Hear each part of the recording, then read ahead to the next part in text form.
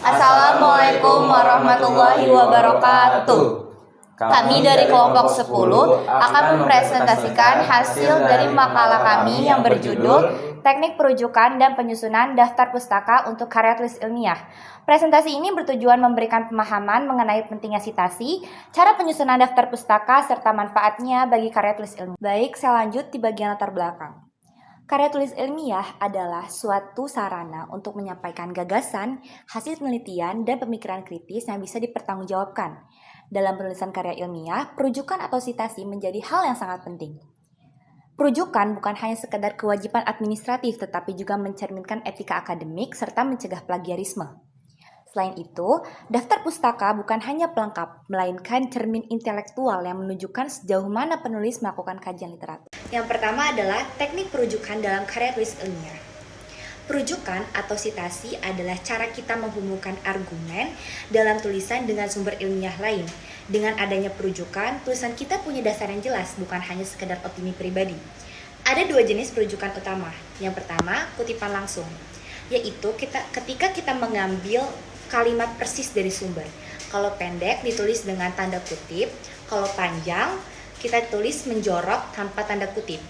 Yang kedua, kutipan tidak langsung atau parafrasa, yaitu ketika kita menulis ulang ide penulis lain namun menggunakan bahasa sendiri tapi tetap menyebutkan sumbernya. Selain itu, dalam beberapa gaya penulisan ada juga catatan kaki atau catatan akhir. Misalnya Chicago Style sering menggunakan catatan kaki untuk memberikan keterangan tambahan.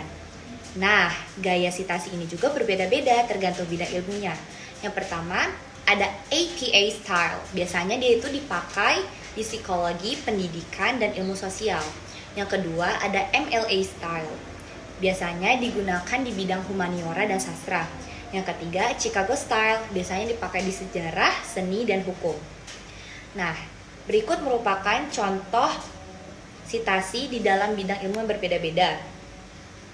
Dari sini terlihat, penguasaan gaya sitasi itu penting supaya karya kita konsisten dan tidak ditolak karena alasan teknis. Selanjutnya, kita masuk ke daftar pustaka. Daftar pustaka bukan sekedar formalitas di akhir tulisan, tapi mempunyai fungsi penting. Yang pertama, sebagai transparansi akademik, supaya pembaca bisa melacak sumber. Kedua, jadi bukti bahwa penulis sudah membaca literatur yang relevan.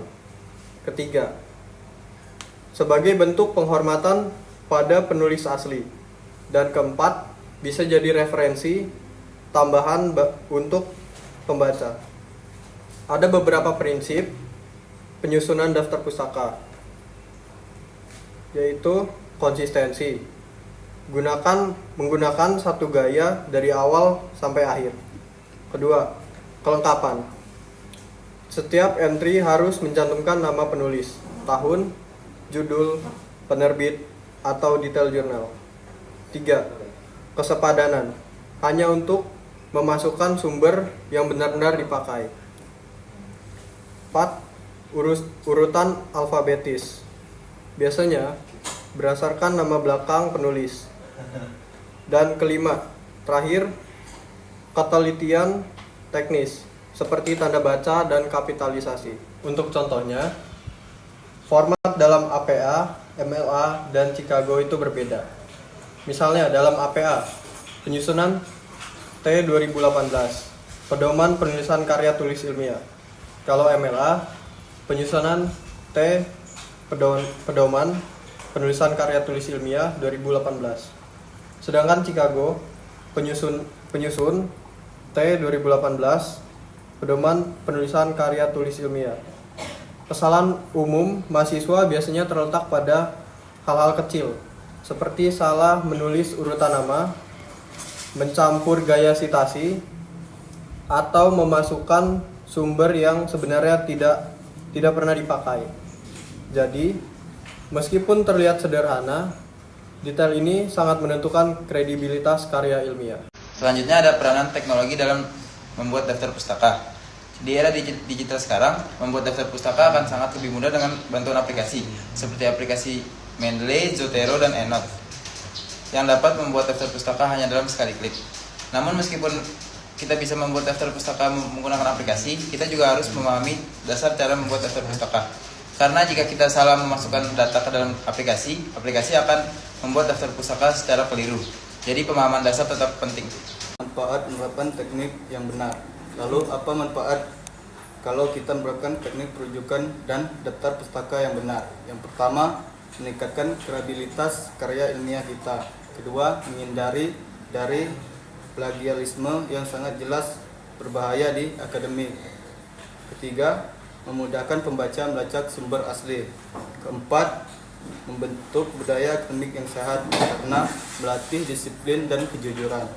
Kelima, meningkatkan kualitas penelitian karena bisa membangun karya baru dan penelitian dari penelitian sebelumnya. Dan yang terakhir, mendukung pengakuan internasional. Jurnal bereputasi sangat ketat soal citasi. Jadi kalau kita sudah terbiasa rapi sejak awal, peluang publikasi internasional juga lebih besar. Sebagai penutup, bisa kita simpulkan bahwa perujukan dan daftar pustaka bukan sekedar aturan teknis, melainkan fondasi penting dalam karya ilmiah. Perujukan berfungsi untuk mengakui karya orang lain, memperkuat argumen kita, dan mencegah dari plagiarisme. Daftar pustaka menjadi bukti transparansi akademik dan cerminan sejauh mana kita menguasai literatur. Teknologi memang mempermudah proses ini, tapi pemahaman manual tetap diperlukan supaya kita tidak sekedar bergantung pada aplikasi. Dengan menerapkan teknik perujukan dan daftar pustaka secara benar, kita bisa menghasilkan karya ilmiah yang kredibel, jujur, dan diakui baik di tingkat nasional maupun di internasional. Sekian dari kelompok kami, kurang lebihnya mohon maaf. Wassalamualaikum warahmatullahi wabarakatuh.